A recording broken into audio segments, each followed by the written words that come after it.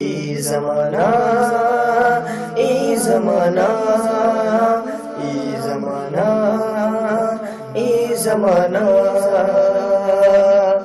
خبروں کی وادی کے کشمیر کا رنگ، خبروں کی وادی کے کشمیر کا رنگ بتاتا ہے جس میں وہ ہے ای زمانہ، ای زمانہ ای زمانہ ای زمانہ ای زمانہ۔ معزز ناظرین اکرام، ایک بار پھر آپ کا بیک نظر میں استقبال ہے۔ آئیے ڈالتے ہیں ہم ایک نظر آج کی اہم خبروں پر۔ ڈونلڈ ٹرمپ نے نوئل فرانسسکو کو سالیسیٹر جنرل نامزد کرنے کا اعلان کر دیا۔ امریکہ نے کہا ہے کہ جنوبی کوریا میں نصب میزائل شکن نظام تھاڈ سے چین کو کوئی خطرہ نہیں ہے۔ ٹرمپ کے نئے سفری پابندی فرمان کو ہوائی ریاست عدالت میں چیلنج کرے گی۔ امریکی وزیر خارجہ ٹلرسن آئندہ ہفتہ ایشیا کے دورے پر روانہ ہوں گے۔ افغانستان کے دارالحکومت کابل میں امریکی سفارت خانے کے نزدیک فوج کے اسپتال میں آج دہشت گردوں نے فائرنگ کی۔ روس کی وزارت دفاع نے کہا ہے کہ شام کے دارالحکومت دمشق کے مشرقی غوطہ صوبے میں 20 مارچ تک جنگ بندی پر اتفاق قائم ہے۔ چین نے تجویز پیش کی ہے کہ شمالی کوریا بڑھتی ہوئی کشیدگی کے پیش نظر اپنے جوہری ہتھیاروں کے ٹیسٹ معطل کر دے۔ حقوق انسانی کے لیے اقوام متحدہ کے اعلیٰ ترین عہدیدار زید بن رعد زید الحسین نے امریکی صدر ڈونلڈ ٹرمپ پر نفرت پر مبنی جرائم کو ہوا دینے اور ججوں اور صحافیوں کو دھمکانے کا الزام عائد کیا ہے۔ ریلائنس انڈسٹریز کے چیئرمین مکیش امبانی 26 ارب ڈالر کی ملکیت کے ساتھ ملک کی امیر ترین شخصیت کے طور پر پہلے مقام پر برقرار ہیں۔ بیرون ملک ہندوستانیوں پر ہوئے کئی نسلی حملوں کے معاملے میں وزیر اعظم نریندر مودی کی خاموشی پر کانگریس نے سوال کھڑے کیے ہیں۔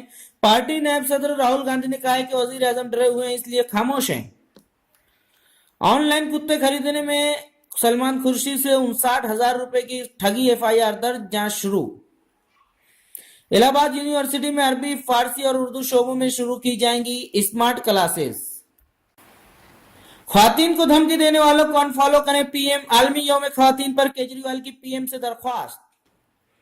مغربی بنگال کی عالیہ یونیورسٹی کے شعبہ اردو کے طلبہ اپنے مستقبل کے تئیں فکر مند۔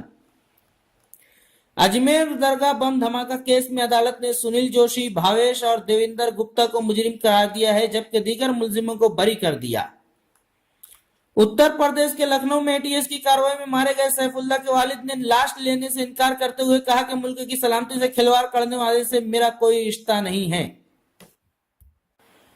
بھڑوچ میں وزیر اعظم نے ملک کے سب سے طویل کیبل پل کا افتتاح کیا۔ مہاراشٹر سماجوادی پارٹی لیڈر اور رکن اسمبلی ابو عاصم اعظمی نے مطالبہ کیا کہ مہاراشٹر میں وقف بورڈ بدعنوانی اور گھوٹالوں کی SIT سے جانچ کروائی جائے۔ UP پولیس نے واضح کیا کہ لکھنؤ انکاؤنٹر میں مارے گئے سیف اللہ اور گرفتار دیگر مشتبہ دہشت گردوں کے تار براہ راست طور پر دہشت گرد تنظیم داعش سے وابستہ ہونے کا کوئی ثبوت نہیں ملا ہے۔ وزیر اعظم نریندر مودی نے آج عورتوں کے بین الاقوامی دن کے موقع پر ناری شکتی کو سلام کیا۔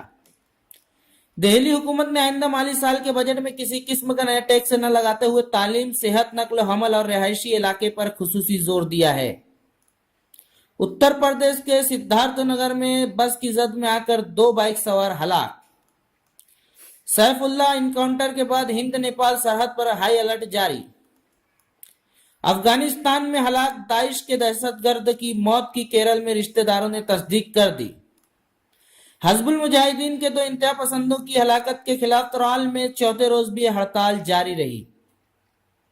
حزب المجاہدین کے 3 انتہا پسند سری نگر میں اسلحہ و گولہ بارود سمیت گرفتار۔ جموں سری نگر قومی شاہراہ گاڑیوں کی آمد و رفت کے لیے بند۔ انگلستان کے سابق ٹیسٹ بلے باز کیون پیٹرسن کا سرے سے معاہدہ۔ ہندوستانی ویمن ہاکی ٹیم نے 5واں میچ بھی جیت کر بیلاروس کو سیریز 5-0 سے ہرا دی۔